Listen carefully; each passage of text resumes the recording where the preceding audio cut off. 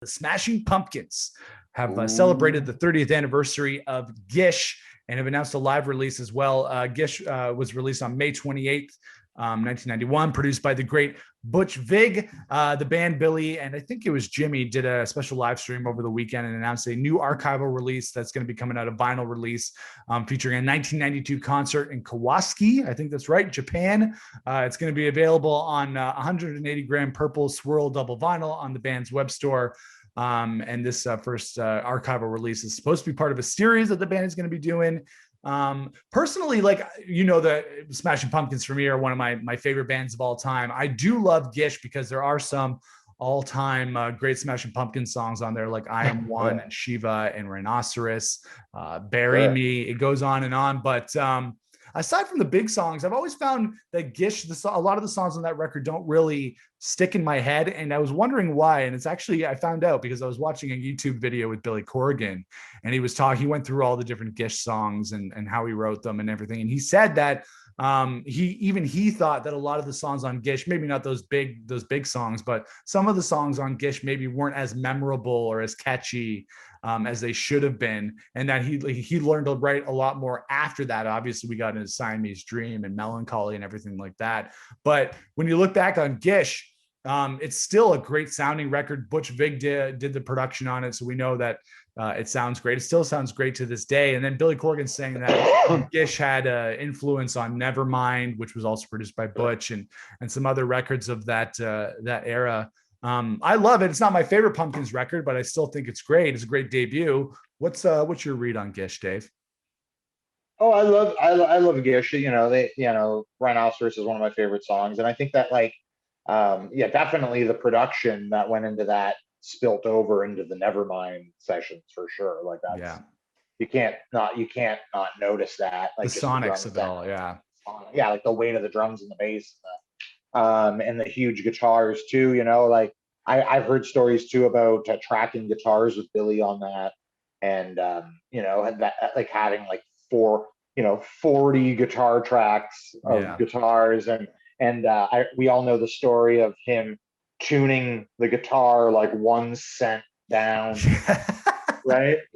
So like it's E but minus ones, or D but minus whatever the hell it's gonna be to just thicken it up even more. And like like a lot of thought and a lot of production went into that record, and it is a great sounding record. Obviously the other records they put out sound better. I feel like they're definitely one of those bands that the records and production gets better and better and better and better as you go through their catalog. And like I think you can probably speak to this, is that as an artist, that's something you're always trying to tackle. Like you're always like, oh, I wish it sounded like this. Oh, I would, and you bounce things around. I think that's with most arts, that if you're painting or if you're a comedian, like you're always trying to like, that didn't land the way we wanted, or that we can tighten that up. Yeah. So, that's something that, we've heard stories of Billy Corgan being kind of a control freak. And, I think that's kind of where that comes from. Like I know we could be like that too if we're writing songs and things aren't sounding the way you hear them in your head, and you're the ideas person. Mm-hmm. So I love the record. Not my favorite Pumpkins record, but definitely like for a debut major label. Was it a major label release? Yeah, I think it was. Yeah, Virgin. So for that at the time, fantastic record. Like, and I'm interested. I'm always interested to hear what else is cooking, or like extra little tidbits on those kind of things. So I'm excited.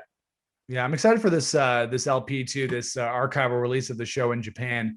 I probably want, I don't know if I'll be splurging on it to pick it up, but I do think it's cool that they're continuing to go back through the archives. Over the last decade or so, Billy really reached into the Pumpkins archives because they have a lot of material that they're just sitting on and involved. So they did the Gish Deluxe Edition, Siamese Dream Deluxe Edition, Melancholy, which had like 50 extra songs on it.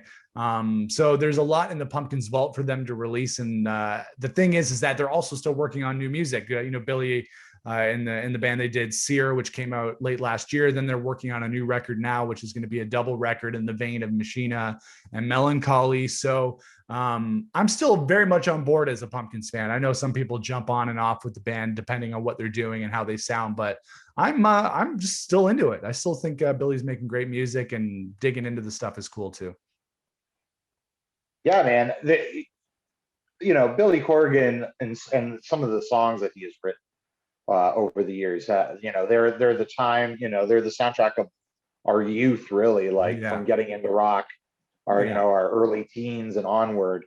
And we've seen them a bunch of times. We've had lots of Pumpkins exposure, and anytime you're going to see more, like I thought, like the listeners don't know, but we, because we play in a band, we're currently working on some new mixes and stuff, and we just went to Toronto, and there was a chance that Billy Corgan could have been where we were going. And we were both very excited that could be because it's a shared space. Lots of people work in the space we were going, and there was a chance. It didn't work out. Yeah, but we were excited. So it's always a thrill. I saw Billy play the first time I saw him play was at the Much Music Awards. I was at a Much Music Awards. Yeah, nice. And and I've seen them probably 3 or 4 times since then, and I've had different feelings of their live performances through the years.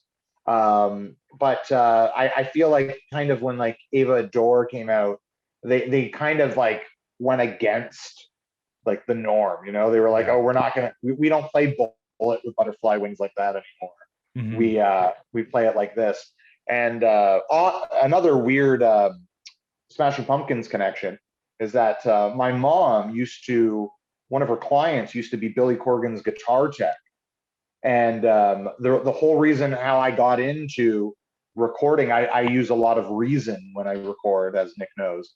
And the whole reason I got into that is because Billy Corgan's guitar tech gave my mom a CD with Reason on it, and was like, oh, if your son likes Billy Corgan and Trent Reznor are using this, your son should give it a try. Yeah. And I was like 12 years old, and I've never stopped doing it. You know what I mean? So we're big fans. We love the Smashing Pumpkins. I think that this is a great, everything they do should be, shown in its full light. And I'm excited to see what happens, because they're actually a really good band now. And since all the bullshit stopped and they seem to be getting along, it was fun. I saw them a couple summers ago. It was a co-headline bill with them and Noel Gallagher and the High Flying Birds, and it was great. So I can't wait for anything that comes from Billy and the crew. Yeah, I've only seen the Pumpkins once, and that was at Somersault Festival in Barrie, Our Lady Pieces Festival in Barrie in the year 2000, the year of our Lord 2000. And that was on the Machina tour, an album which I really liked, but they came out and they went really Machina at that show. And it was very much a disappointment for a lot of people in the audience who were expecting more old school Pumpkins.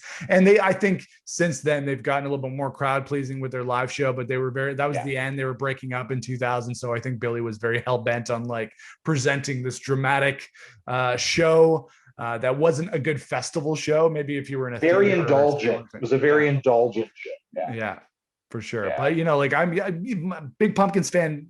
The first gig I ever played before we were in the band together, the first gig I ever played, the first song we ever played was Cherub Rock. So that's got to tell you something about how big of a Pumpkins fan I am. One of my favorite all-time songs. One of the best intros with drums ever. Oh, for sure. Yeah, great. For sure. All right, yeah, we're looking forward to some archival stuff from the Pumpkins, and happy 30th anniversary to Gish.